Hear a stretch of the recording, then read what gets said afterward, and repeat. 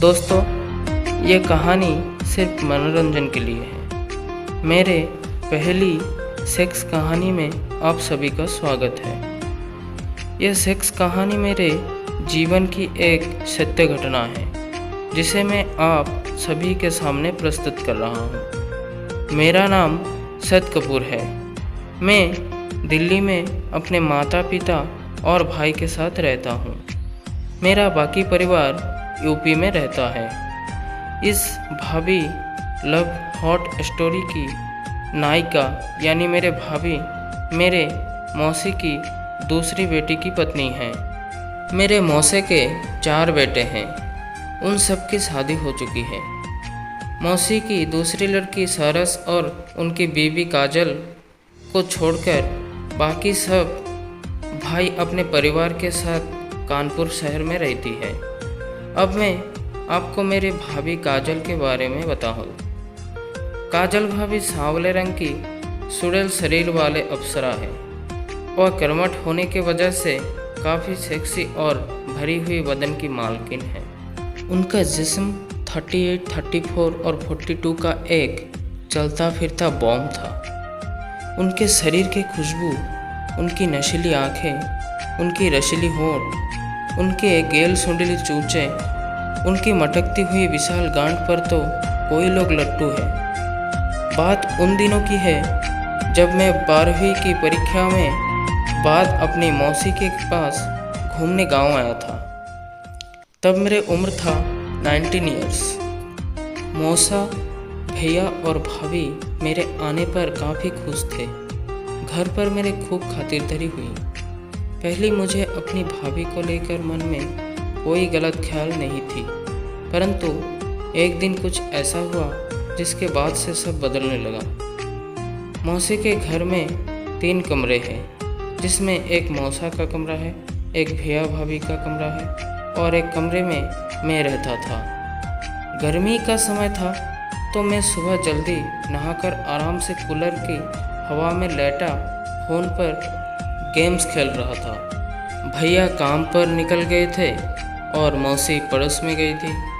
उस समय घर पर केवल मैं और भाभी थी। भाभी किचन में खाना बना रही थी। तभी मुझे किचन से किसी दर्द से कराहने की आवाज़ आई। मैं भागकर गया तो मैंने देखा भाभी के उंगली से खून बह रहा है। मैंने तुरंत भाभी को मलहम लगाई और बैठने को कहा। फिर मैंने उनसे पूछा कि ये कैसे हुआ।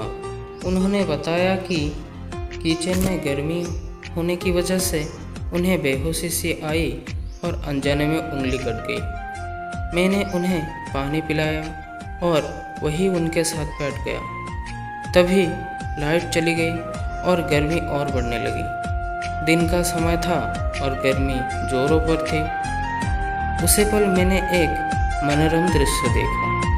भाभी अपने साड़ी को पल्लू से खुद पर हवा कर रही थी और उनके शरीर का पसीना उनके माथे से होकर उनके चूंचे की घाटी में जा रहा था।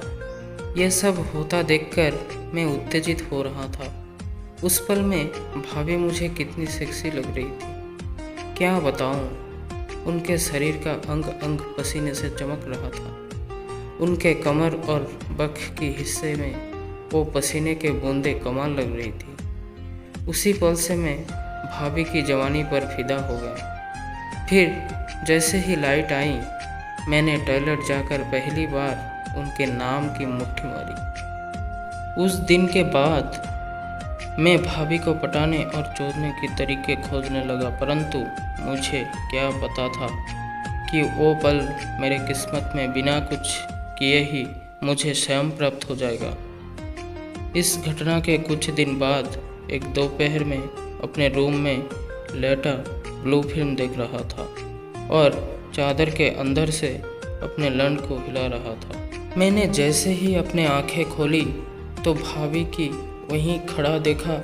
मेरे सिट्टी पिट्टी गुम हो गया। मैं चौंक कर एकदम से बेड से खड़ा हो गया और उन्हें देखकर डरा हुआ सा भूत बनकर खड़ा था। मेरा लंड मेरे पेंट में खड़ा तंबू सा लग रहा था, जैसे भाभी ने देख लिया था। कुछ सेकंड तक किसी ने कुछ नहीं बोला। फिर चुप्पी तोड़ते हुए भाभी बोली, अगर ज़्यादा जवानी का जोश चढ़ गया तो तेरे माँ को बोलकर तेरी शादी करा दूँ। ये क्या कर रहा था तू? रुक, तेरे भैया और मौसी को अब भी तेरे करतूत बताती हूँ। ऐसा बोलकर वो जाने लगी। तभी मैं उनके सामने आ गया और हाथ जोड़कर सॉरी कहने लगा। मैंने उनसे कहा, भाभी प्लीज़ मुझे माफ़ कर दो प्लीज़। मैं ये क्या करूँ? मेरे ज़िंदगी में कोई लड़की नहीं है और ना ही मैंने कभी कुछ किया है। तो अपने अंदर की इस आग को शांत करने का यही एक जरिया था। मैं मानता हूँ कि मुझसे गलती हुई है। प्लीज़ मुझे छोटे समझकर माफ़ कर दो। आप जो बोलेंगे मैं वो करूँगा। बस ये बात हम दोनों तक ही रहने दो प्लीज़। इतना कहकर मैं रोने सी शक्ल बनाकर बैठ गया। भाभी वहाँ से जाने लगी और जैसे ही दरवाजे के पास पहुँची उनकी हंसी छूट गई और वो टहक मार के हंसने लगा। अब भाभी बोली, क्यों निकल गई सारी हवा? देख कितना डराया तुझे। मुझे पता है तुम्हारी उम्र के लड़के ये सब करते हैं, पर तुझे आज ये करते देख मैं दंग रह गया, क्योंकि तू काफ़ी भोला टाइप का ही इसलिए। चल अब मूड मत सड़ा और चलकर खाना खा ले। मुझे थोड़ी राहत मिली, पर अभी भी मुझे डर ये लग रहा था कि कहीं भाभी ये सारी बातें किसी और को ना बोल दे, वरना बेइज्जती हो जाएगी। पर ऐसा कुछ नहीं हुआ, बल्कि उस दिन के बाद से भाभी और मैं अच्छी सी दोस्ती की तरह काफ़ी खुलकर बातें करने लगे। फिर धीरे धीरे हम करीब आने लगे। सब अच्छा चल रहा था, लेकिन भाभी मुझे काफ़ी बार थोड़ी उदास दिखती थी और मेरे पूछने पर हंसकर बात टाल देती थी। एक दिन अचानक भैया भाभी में ज़बरदस्त लड़ाई हुई और भैया घर से गुस्से में निकल गए। मौसी उस वक्त कानपुर गई हुई थी और मैं और भाभी घर पर अकेले रह गए थे। मैं भाभी के पास गया तो देखा कि भाभी रो रही थी, तो मैं उनके पास गया और उन्हें चुप कराने लगा। भाभी मेरे सीने से लगकर रोने लगी। अभी मैं अपने मुंह में जीभ का एहसास कर ही रहा था कि भाभी का हाथ मेरे लौड़े पर आ गए थे। अब इतना सब कुछ होने के चलते मैं भी मदहोश होने लगा और भाभी की बेतहाशा चूमने लगा। हमारी सांसें बहुत तेज चल रही थी। तभी अचानक बिजली आ गई और हमारी नज़रें मिल गई। मैंने भाभी के खूबसूरती को देखा तो उन्होंने लाज से अपने आंखें बंद कर ली। मैं भाभी के कान की तरफ गया और उनके कानों में कहा, भाभी आई लव यू। ना जाने कब से आपके साथ प्यार करने का मन था। तो दोस्तों, काजल भाभी का मूड जुदाई का बन चुका था। मैंने उनके मदहोश देख के किस तरह से भोगा, ये सेक्स कहानी के अगले भाग में लिखूंगा। तो दोस्तों, आपको ये रोमांटिक भाभी का स्टोरी कैसा लगा हमें कमेंट करके ज़रूर बताएं और ये सिर्फ मनोरंजन के लिए है। धन्यवाद।